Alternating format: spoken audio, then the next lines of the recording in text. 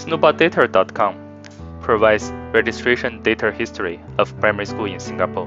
You can click registration history under Nanyang Primary School. Then you will see the registration data under Phase 2C in the last 11 years. If you click the school name, you can see all the condos within 1 kilometer to the school for each block in the condo with postal code available.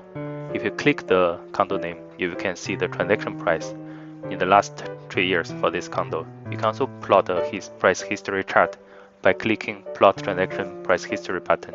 There's also some other feature in the main page. You can click by school, by year, balloting history, school analysis. Then you can view the data in different ways. For example, you can see all the phases in 2019. You can see all the schools in that year. Then you can click the column title availability, registration, or success rate to sort the data in different ways for you to see which school is the easiest to go in. So under by school, you can also view the school in different ways. You can search by school also.